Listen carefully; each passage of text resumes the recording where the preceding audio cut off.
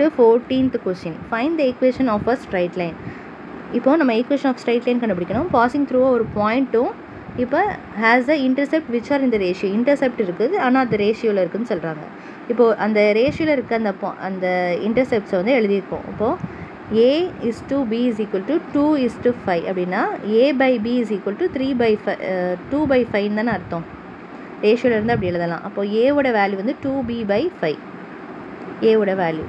So இப்போ ஏ இருக்க இடத்துல அந்த ஃபார்முலா இப்போ ஒரு இன்டர்செப்ட்டு இருக்குது, ஒரே ஒரு பாயிண்ட் இருக்குன்னா நமக்கு இதுதானே ஃபார்முலா. ஸோ இந்த ஃபார்முலாவில் நம்ம என்ன பண்ணிக்கலாம், இந்த இன்டர்செப்ட் இருக்குதுல்ல இதை வச்சு நம்ம ஒரு ஈக்குவேஷனை வந்து வரைய போகிறோம், எழுத போகிறோம்.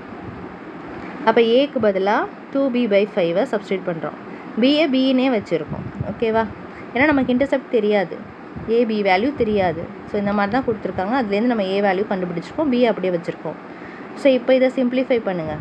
ஓகேவா, சிம்ப்ளிஃபை பண்ணோம்னா நமக்கு இந்த மாதிரி கிடைக்கும். இங்கே நான் இந்த 5 வந்து ரெசிப்ரோக்கில் எடுத்துகிட்டு போங்க. 5x/2b y/2b is equal to 1. அப்புறம் பியை வந்து எல்சிஎம் எடுக்கிறோம். இப்போ 2b b இருக்குன்னா எது அதிகம், 2b தான் அதிகம். அப்போ 2bயை தான் காமனாக எல்சிஎம் எடுத்துக்கணும். அப்போ மேலே 5x அப்படியே தான் வரும், ஏன்னா கீழே 2b கரெக்டாக இருக்கனால.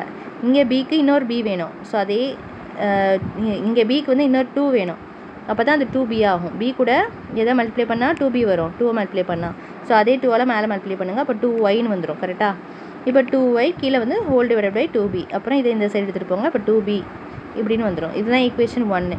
இப்போ இது என்ன ஆகுது, அந்த பாயிண்ட் வந்து பாஸ் ஆகுது இந்த ஈக்குவேஷன் சொல்கிறாங்க. நமக்கு ஒரு பாயிண்ட் கொடுத்துருந்தாங்கல்ல, இந்த பாயிண்ட் வந்து பாஸ் ஆகுதுன்னு சொல்கிறாங்க. பாசிங் த்ரூ த பாயிண்ட்ஸு இந்த இன்டர்செப்டில்.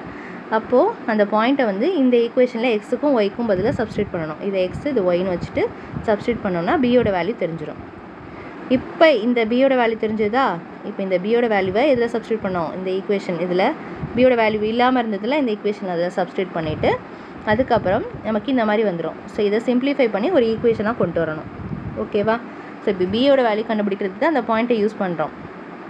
இப்போ நம்ம என்ன பண்ணுறோம், 5x + 2y is equal to 2bன்னு வந்துடும். இப்போ பியை சப்ஸ்டியூட் பண்ணுறோம். அதுக்கப்புறம் இங்கே 2 கேன்சல் ஆகிடுது, -3 இருக்குது. இந்த -3 இந்த எடுத்துகிட்டு போனால் +3 is equal to 0ன்னு வந்துடும். ஸோ அவ்வளோதான் இந்த ஈக்குவேஷன். ஓகேவா. ஈக்குவேஷன் ஆஃப் ஸ்ட்ரைட் லைன் தான் நம்ம மெயினாக கண்டுபிடிக்கணும். ஸோ நமக்கு பின்னு இப்படி நிறுத்தக்கூடாது, இந்த மாதிரி வரக்கூடாது, இதோட நம்ம நிறுத்திடக்கூடாது ஈக்குவேஷன்ட்டு. இதுக்கப்புறம் பாயிண்ட்டை சப்ஸ்டியூட் பண்ணி பியை கண்டுபிடிச்சிட்டு அந்த பியை திரும்ப இந்த ஈக்குவேஷனில் சப்ஸ்டியூட் பண்ணணும். விட்டு போன அந்த பியை வந்து திரும்ப இந்த ஈக்குவேஷனில் சப்ஸ்டியூட் பண்ணணும். நெக்ஸ்ட் அதே மாதிரி இப்போ ஒரு பாயிண்ட் கொடுத்துருக்காங்க, making A equal intercept on the coordinate axis அப்படின்னு கொடுத்துருக்காங்க. இப்போ ஈக்குவல் இன்டர்செப்ட்னா 2 இன்டர்செப்ட்டுமே ஈக்குவல்.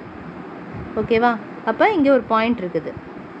இப்போ நம்ம என்ன பண்ணோம், ரெண்டுமே ஈக்குவல்னால் ஏ இருக்க இடத்துல பி அப்படியே சப்ஸ்டியூட் பண்ணிக்கலாம், இல்லைனா பி இருக்க இடத்துல ஏவை சப்ஸ்டியூட் பண்ணிக்கலாம், ஏதாவது ஒன்று பண்ணிக்கலாம்.